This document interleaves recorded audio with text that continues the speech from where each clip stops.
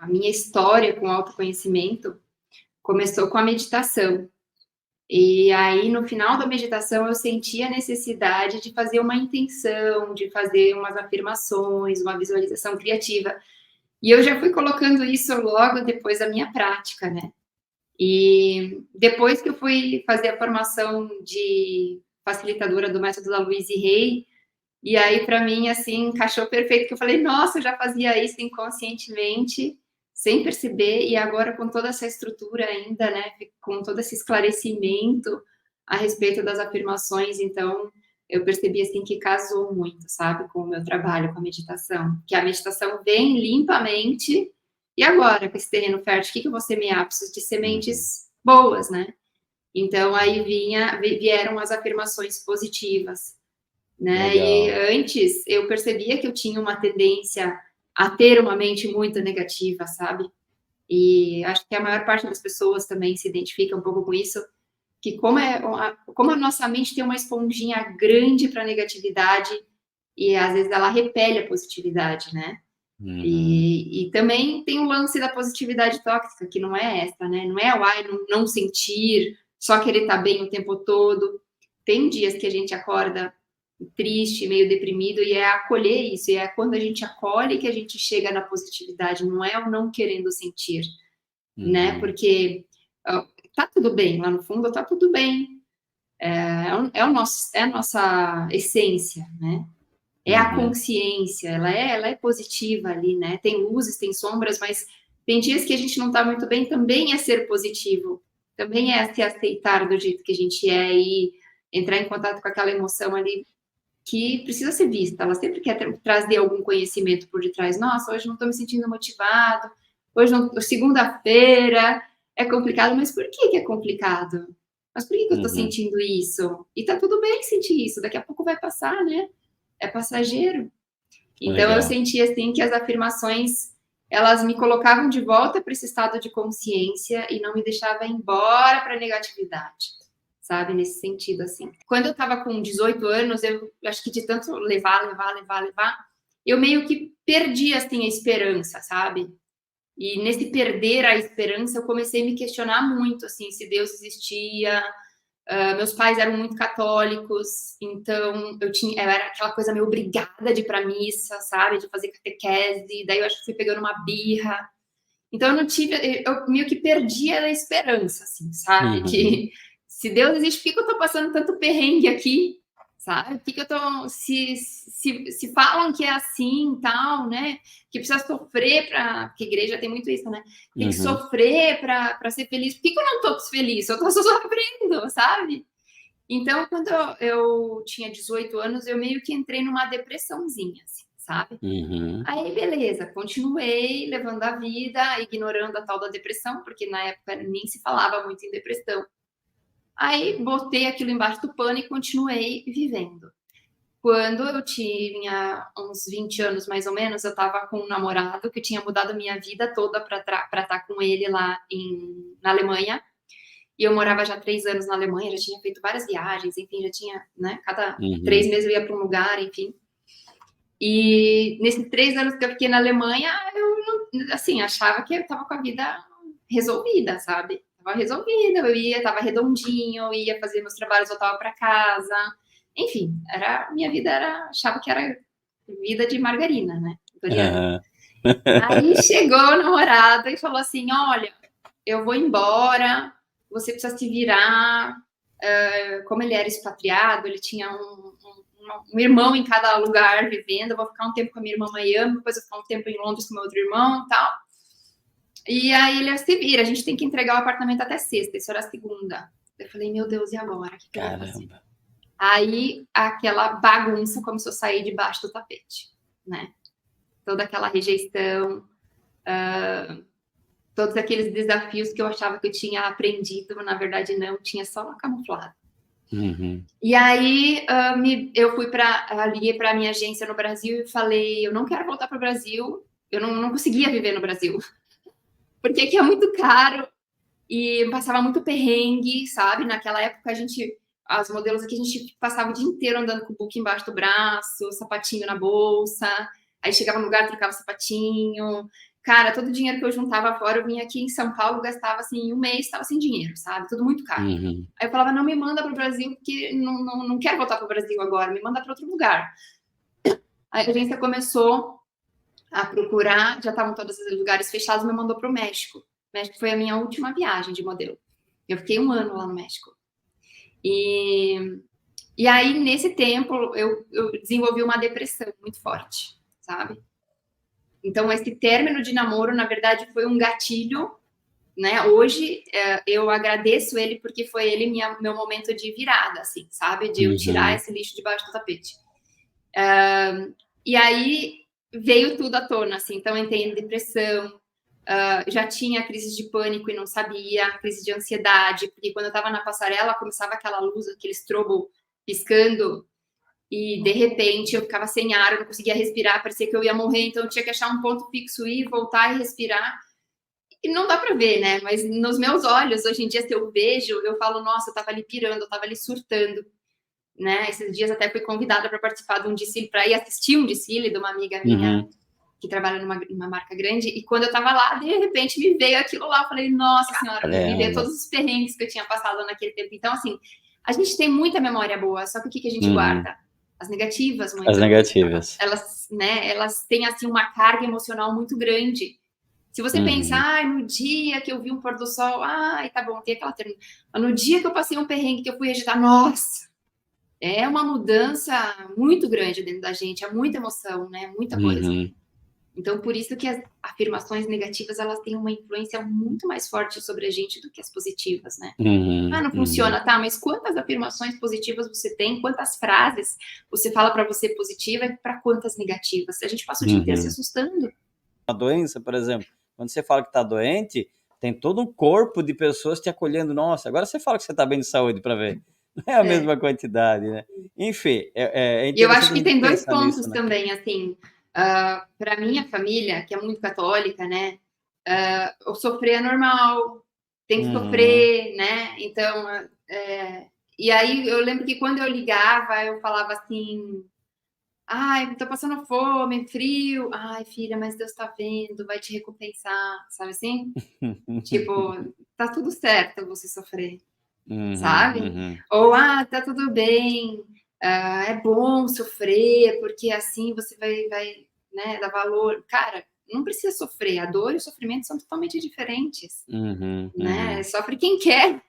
Quem quer ficar riscando disco, riscando disco, riscando disco, para mim isso é sofrer, é ficar aumentando a ruminação mental, né? É como se nós tivéssemos que viver no sofrimento, né? Né? Para ser uma pessoa boa, eu tenho que sofrer, tem que falar de perrengue, eu tenho que ficar me martirizando, né? Verdade. E outra coisa, porque o nosso cérebro, né? Ele é a defesa dele. Então, tudo para ele é uma ameaça. Né? Então, tudo que é desconhecido para ele é um sofrimento. Ele quer te manter na zona de conforto. Só que é mais sofrido você não mudar do que você mudar. É mais sofrido você ficar num relacionamento abusivo ali, se dedicando a vida inteira para o outro e não se dedicando para si mesmo, criando essa separação, né, com você mesmo, de você não se amar, de você não ser respeitado, não se honrar. Cara, isso é mais desgastante, isso é pior do que você pegar, puxar o band-aid e falar, bom, pronto, vou me libertar e você tá na minha vida, né? Então, assim, qual que é a nossa cultura? É esse sofrimento constante, né? A gente normalizou esse sofrimento. Então, eu lembro, assim, que para mim, nessa época, eu não falava sobre depressão, não falava de síndrome do pânico, não falava de ansiedade, porque eu achava que as pessoas iam achar que eu era louca. Como que eu ia explicar que, de repente, meu coração disparava, via tudo turvo e eu ia desmaiar, só que eu não desmaiava? Não tinha como falar, não era tão falado sobre depressão, sobre síndrome do pânico, né? Eu lembro que eu só reclamava, o dia inteiro, que estava reclamando, porque a vida, céus, igual o Hart. Nossa, sabe assim? E aquela reclamação vai virando uma afirmação negativa, né? Total. E assim, faz uma pra você ver. Vem a outra, vem outra. Cara, uma cadeia de pensamento negativo que você não consegue sair, né? De repente você tá sem ar. É verdade. Né? Fugindo do monstro ali. E aí foi quando eu descobri a meditação transcendental. Né? Eu estava assistindo aquele filme, o Quem Somos Nós, o What the Bleep Do We Know, em inglês. e falava muito de meditação, e aí eu comecei a pesquisar meditação, começou a aparecer para mim, né, o algoritmo do universo na época, via uma pessoa falando, Que não abria um tinha, livro não e tinha, falava, que não não tinha tinha tantas redes internet, mas sociais, né? vinha, Exatamente. mas vinha, era muito louco. Aí você estava no ponto de ônibus, você ouvia alguém falando, aí depois você estava com uma revista na mão olhando, de repente a fulana superou a depressão, sei lá o que era, caiu o avião e estresse pós-traumático com meditação. Então, assim, eu via várias matérias, sabe, pessoas falando, e qual que é a probabilidade naquela época, né? Muito pouco, porque não se falava muito de meditação há 20 anos. Hoje em dia se fala muito de meditação, mas na época não, era coisa de bicho grilo, era coisa de gente desocupada, que não trabalha, sei lá o que o povo pensava, né? Era difícil. E não tinha, assim, tanta visibilidade, as pesquisas científicas, então as pessoas não sabiam da praticidade, da importância da meditação. Enfim, aí eu vi que aquilo era o momento, era o meu momento, eu falei, vou dar uma chance para isso, porque, né, não tinha mais muito o que acreditar, eu já estava descrente de tudo. Nessa época eu comecei num monte de tipo de igreja, eu falei, quem sabe só não deu certo a católica comigo, mas aí, né, Jesus falava para todo mundo, deixa eu ir em outra religião, né? Aí eu fui numa igreja evangélica, daí eu fui no espiritismo, daí eu fui, nossa, fui fazendo uma maratona, assim, sabe? Uma via sacra nas religiões. Mas eu falava, mas cadê? Cadê? Parecia que sempre estava separado de mim, sabe? Aí quando eu ouvi falar da meditação, eu falei, bom, vai ser minha última chance. E eu, nessa época, já estava pensando em suicídio. E aí eu falei, vou dar 2 meses para isso. Aí, essa minha ideia dos 2 meses foi um dia que eu estava assim, eu morava num apartamento que era duplex e eu estava na varanda e eu tinha pensado em pular. E aí eu cheguei no parapeito, assim, tava ventando, daí me veio esse insight. Dá mais 2 meses, você não procurou tudo. Você tá procurando fora. Aí eu falei, então como que eu vou procurar dentro? Aí foi quando eu fui fazer a meditação. E quando eu fui fazer a meditação, logo que eu saí da primeira sessão de meditação, eu parei assim na rua e começou a ventar e de repente vi um ipê amarelo. E daí quando eu vi aquele ipê amarelo, eu falei, entendi. Aí eu me encontrei mesmo, foi com a meditação. Eu sei que cada um tem o seu caminho, né? Mas para mim foi a meditação transcendental. E aí eu comecei a meditar e comecei a me sentir em casa, porque antes parece que eu estava sempre fora do ninho, assim, sempre algo estranho, sabe? E de repente eu comecei a ficar bem, e aí eu continuei viajando, só que eu chegava nos lugares, eu ficava amiga de todo mundo. A agência queria me mandar para outro lugar, falava, não, mas agora que eu estou vivendo como local aqui, que eu tenho amigos, que eu tenho família, que nananã. Aí eu percebi que eu comecei a ficar do mundo, sabe? Assim, me senti em casa no mundo, sabe? Me senti aceita, me senti amada, me senti guiada, protegida. Foi quando deu esse insight. Legal. E aí depois o meu professor me chamou para ser professor de meditação transcendental, aí eu fiz um curso de formação, fiquei 1 ano em retiro, nessa época eu tinha 23 anos, então foi super light, não tinha filho, não tinha marido, não tinha nada.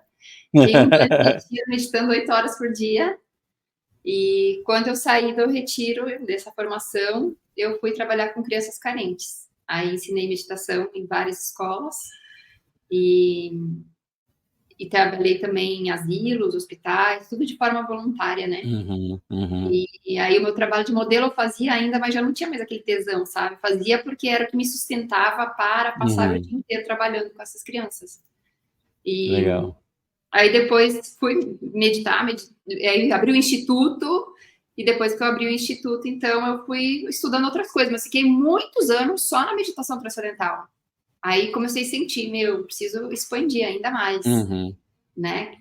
Fui colocando as afirmações, foram vindo as coisas, aí fiz o meu curso de Mindfulness, que o Mindfulness começou a expandir, né? Tem uns 10 anos que o Mindfulness explodiu.